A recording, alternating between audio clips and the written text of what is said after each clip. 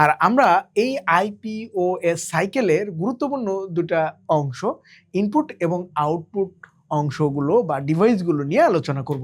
তাহলে আইপিওএস সাইকেলের আমরা এখন যেটা করতে যাচ্ছি, ইনপুট ডিভাইসগুলো আলোচনা এবং পাশাপাশি আউটপুট ডিভাইসগুলো কোনগুলি। এই ইনপুট এবং আউটপুট সবাই কম বেশি গুলায় ফেলি, আর এখানে অনেকগুলো কোশ্চেন পরীক্ষায় আসে যে নিচের কোনটি ইনপুট ডিভাইস, কোনটি ইনপুট ডিভাইস নয়, কোনটি আউটপুট ডিভাইস হিসাবে কাজ করে। তাহলে আমরা যে সকল ডিভাইসগুলো কম্পিউটারে তথ্য ইনসার্ট করতে বা ইনপুট বা প্রবেশ করতে ব্যবহার করা হয় সেগুলোকে বলি ইনপুট ডিভাইস। তাহলে ইনপুট ডিভাইসের ডেফিনেশন যদি আমরা একটু বলতেই চাই তাহলে কি হবে, যে সকল ডিভাইসের মাধ্যমে কি করি, মাধ্যমে কম্পিউটারে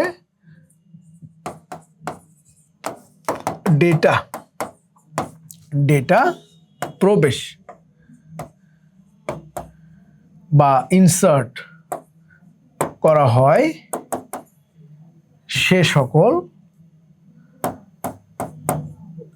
সকল ডিভাইসকে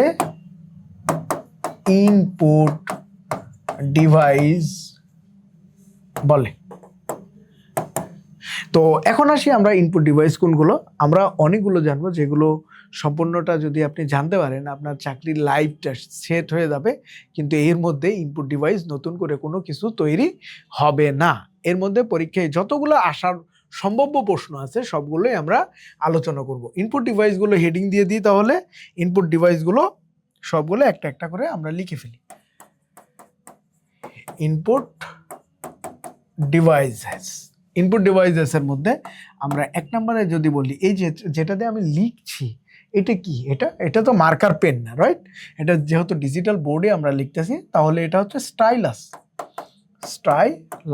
তাহলে স্টাইলাস একটা কি ইনপুট ডিভাইস, এটা আইবি এর একটা পরীক্ষায় আসা, স্টাইলাস যাতে মনে থাকে এই জন্য আমি পেন বলতেছি এটা। আর মাউস আমরা এখন দেখি নিচে একটা লেজার লাগানো, একটা লাইট লাগানো, অপটিক মাউসগুলো লেজার। আর অনেক আগে মাউসের বলতে পারেন দাদা, এই মাউসের দাদাগুলো ছিল ট্র্যাকার বল। মাউসের নিচে একটা বল থাকতো, ওই বলটাকে বলে ট্র্যাকার বল। তাহলে ট্র্যাকার বল কোন ধরনের ডিভাইস? এটা মাউসে থাকতো, এই জন্য পাশে মাউস লিখে দিলাম যাতে আপনার বুঝতে সুবিধা হয়। আর মাউস কোন ধরনের ডিভাইস? নিশ্চয়ই মনে মনে ভাবছেন যে ইনপুট ডিভাইস হবে, অ্যাকচুয়ালি না, এটা পয়েন্টিং ডিভাইস। আর পয়েন্টিং যদি অপশানে না থাকে তখন কি ডিভাইস হবে? Input device. ওকে, তাহলে পয়েন্টিং না থাকলে ইনপুট ডিভাইস। এরপর এই মাউসের পরে আমরা যদি কিবোর্ডের কথা বলি, কিবোর্ড কোন ধরনের ডিভাইস, বা কিপ্যাড অবশ্যই ইনপুট ডিভাইস। ওকে, সেন্সর কোন ধরনের ডিভাইস হবে? ফিঙ্গারপ্রিন্ট সেন্সর, আরও অন্যান্য ভয়েস সেন্সর, যত সেন্সর আছে, মানে এক কথায় সেন্সর নাম থাকলেই এটা হবে ইনপুট ডিভাইস। ওকে, ল্যাপটপের ক্ষেত্রে আমরা কি করি? টাচ প্যাড ইউজ করি। মাউস প্যাড বলি আমরা, টাচ প্যাড ব্যবহার করি। সেটা কি ধরনের ডিভাইস? অবশ্যই ইনপুট ডিভাইস। ওকে, তো ইনপুট ডিভাইস টাচ প্যাড পর্যন্ত আমরা এখানে দেখলাম।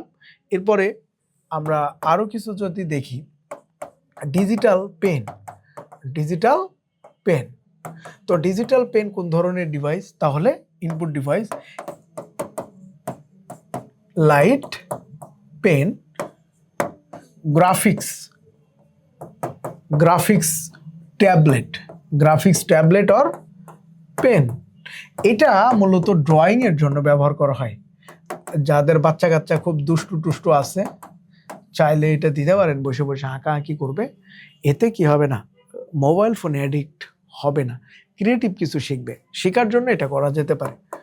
ডিজিটাইজার, লাস্ট দুইটা ব্যাংকে সিনিয়র অফিসারে এটা এবং এডিতে আসা। ডিজিটাইজার অ্যাকচুয়ালি একটা ডিভাইস যেটা সূক্ষ্ম নকশা, ম্যাপ এগুলো তৈরিতে ব্যবহার করা হয়।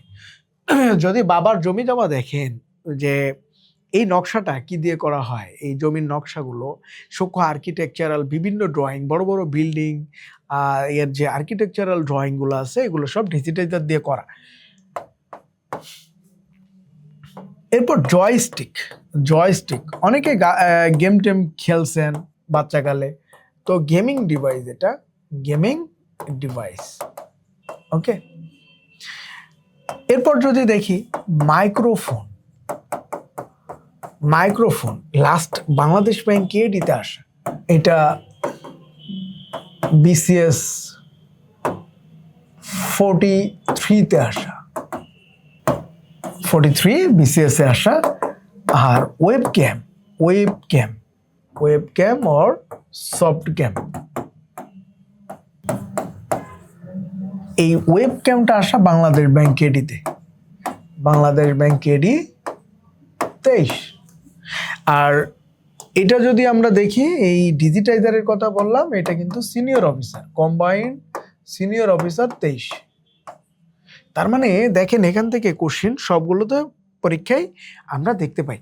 বেসিকলি আমরা যেহেতু এইগুলো সবগুলো রেফারেন্স দিচ্ছি না, দু একটা রেফারেন্স দিচ্ছি এই কারণে যাতে আপনার মাথার ভিতরে একটা জিনিস ক্যাচ করে, যেটা সবগুলো প্রিপারেশন একসাথে আমরা নিতে পারি, যাতে বোঝা যায় রেফারেন্স থেকে যে কোশ্চেন সবগুলো জায়গায় আমরা পেতে পারি কমন।